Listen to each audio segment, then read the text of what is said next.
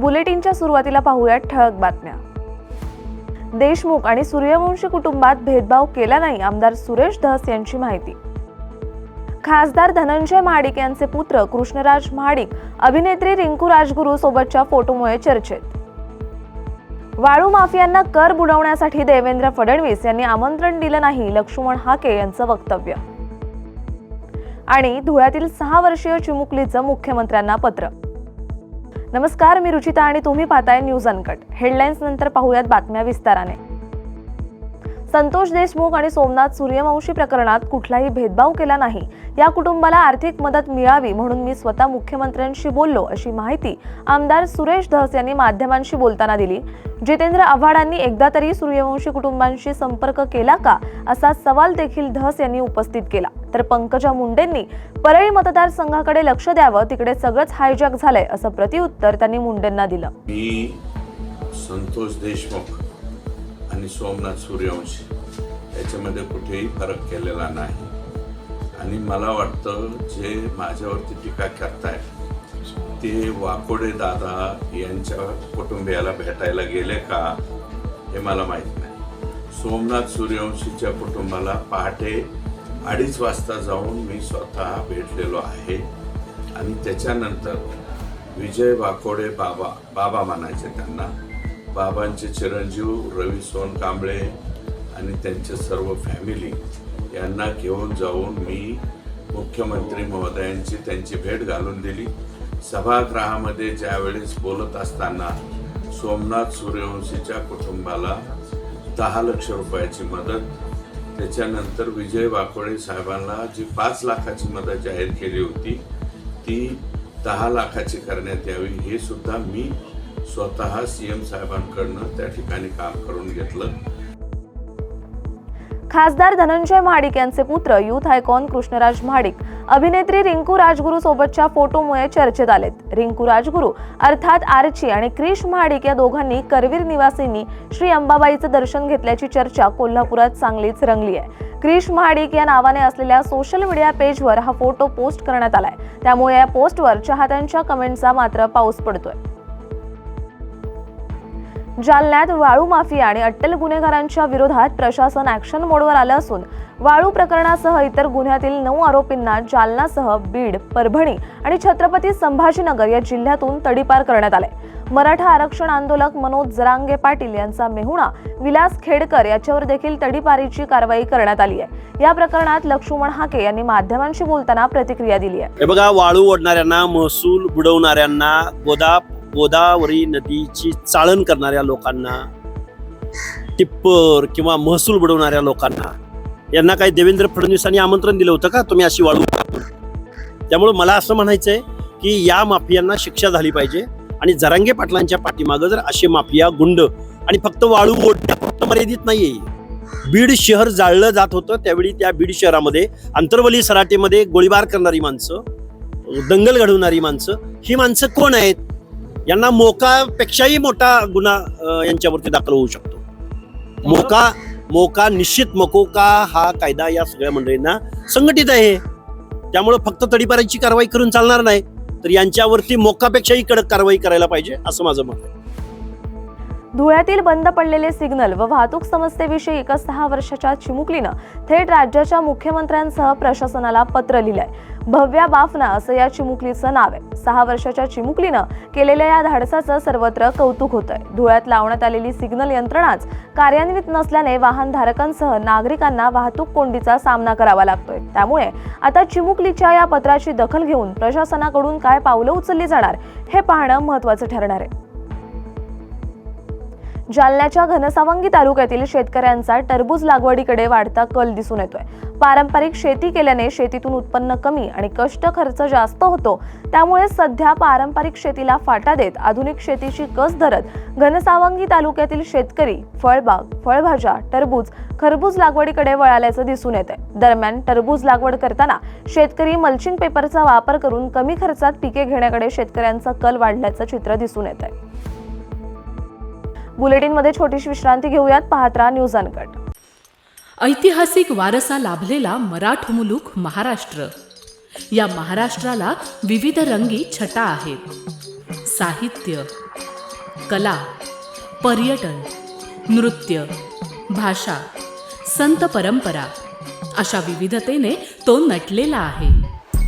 हीच गौरवशाली विविधता जपत स्वरंग मराठी केवळ महाराष्ट्राच्या सांस्कृतिक संहितेपुरते मर्यादित न राहता समकालीन नवकल्पनांवर आधारित कार्यक्रमांद्वारे मराठी मनोरंजन विश्वात स्वतःची एक अनोखी जागा निर्माण करत आहेत.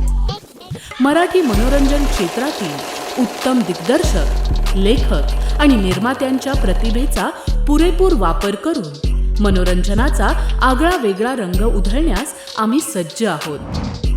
स्वरंग मराठीचे उद्दिष्ट मराठी मनोरंजन क्षेत्रामध्ये मनोरंजनाची वहिवाट सोडून, रूढीवादी पद्धती तोडून मनोरंजनाचा समृद्ध अनुभव प्रदान करून देण्याचा आहे. म्हणूनच यात विविध पद्धतीचे मनोरंजक आणि माहितीपूर्ण कार्यक्रम स्वरंग मराठीवर बघता येतील. शेवटी एकच, धकाधकीच्या जीवनात धांगडधिंगा करण्यापेक्षा बसूया, हसूया, गाऊया, जगूया. नाती गोती श्रावण मोती गावामधले जीवंत रंग, नाती गोती श्रावण मोती गावामधले जीवंत रंग. चला जोडूया, चला पाहूया, जशी संस्कृती तसा स्वरंग. विश्रांतीनंतरची महत्त्वाची बातमी. पुरंदर तालुक्यातील सासवड येथे वागिरे कॉलेजच्या मैदानावर 9 मार्च रोजी नालसातर्फे लीगल कॅम्पचं आयोजन करण्यात आलंय. समाजातील न्यायासाठी वंचित असलेल्या नागरिकांना या कॅम्पच्या माध्यमातून न्याय मिळणार आहे. पुणे जिल्ह्यातील दौंड, पुरंदर, इंदापूर, बारामती आणि भोर या तालुक्यांसाठी नालसामार्फत या कॅम्पचं आयोजन करण्यात आलंय. जास्तीत जास्त लोकांनी याचा फायदा घ्यावा असं आवाहन नालसा विभागाच्या मुख्य न्यायाधीश सुमन पाटील यांनी केलंय. कोल्हापूर शहराच्या हद्दवाढीचा मुद्दा आता चांगलाच तापलाय. हद्दवाढ विरोधी कृती समितीकडून गावागावात हद्दवाढीच्या विरोधात डिजिटल फलक लावण्यात आले. हद्दवाढीला समर्थन करणाऱ्यांना सनसनीत टोला लगावलाय.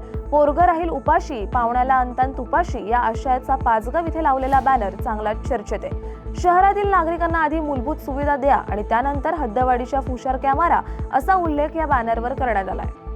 मला हद्दवाढ कृती समितीला एवढंच सांगायचं आहे की त्यांनी ग्रामीण भागातील जनतेला चिडीस पाडेल असे कुठल्याही प्रकारचे डिजिटल फलक लावून त्याच्यावर अशी वाक्यरचना करू नये. कारण त्यांनी जर अशा पद्धतीची वाक्यरचना करायला चालू केली तर आम्ही सुद्धा अशा या ठिकाणी प्रत्येक गावामध्ये डिजिटल फलक लावण्याचे त्या ठिकाणी निर्धार केलेला आहे. आणि त्यांनी याच्या पुढच्या ऍक्शन घेतली तर त्यांच्या पुढे 2 पावलं आजची ऍक्शन आमची सुद्धा असणार आहे. कारण आम्हाला आमच्या ज्या भावना ग्रामीण भागाच्या आहेत त्या तुमच्या या लोकांपर्यंत पोहोचवणं हे आमचं काम आहे. आणि हद्दवाढ समितीनं अशी कोणतीही पावलं उचलू नये अशी त्यांना विनंती करतो. जालना जिल्ह्यात शस्त्रबंदी व जमावबंदीचे आदेश लागू करण्यात आलेत. अप्पर जिल्हा दंडाधिकारी गणेश महाडिक यांनी हे आदेश जारी केलेत. जिल्ह्यात कायदा व सुव्यवस्था अबाधित राखण्यासाठी मुंबई पोलीस अधिनियम 1951 चे कलम 37(1) व 3 अन्वये जिल्ह्याच्या संपूर्ण हद्दीत शस्त्रबंदी व जमावबंदी करण्यात आली आहे. विशेषरित्या परवानगी दिलेल्या मिरवणुका, सभा, मोर्चा यांना लागू राहणार नाही असंही या आदेशात नमूद केलंय. बुलेटिनमध्ये छोटीशी विश्रांती घेऊयात. पाहत राहा न्यूज अनकट. ऐतिहासिक वारसा लाभलेला मराठ मुलूक महाराष्ट्र. या महाराष्ट्राला विविध रंगी छटा आहेत.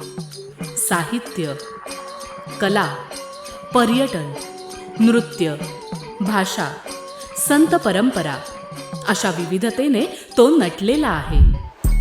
हीच गौरवशाली विविधता जपत स्वरंग मराठी केवळ महाराष्ट्राच्या सांस्कृतिक संहितेपुरते मर्यादित न राहता समकालीन नवकल्पनांवर आधारित कार्यक्रमांद्वारे मराठी मनोरंजन विश्वात स्वतःची एक अनोखी जागा निर्माण करत आहेत.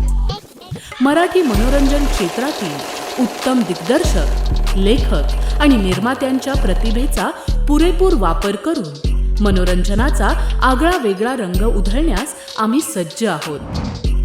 स्वरंग मराठीचे उद्दिष्ट मराठी मनोरंजन क्षेत्रामध्ये मनोरंजनाची वहिवाट सोडून, रूढीवादी पद्धती तोडून मनोरंजनाचा समृद्ध अनुभव प्रदान करून देण्याचा आहे. म्हणूनच यात विविध पद्धतीचे मनोरंजक आणि माहितीपूर्ण कार्यक्रम स्वरंग मराठीवर बघता येतील.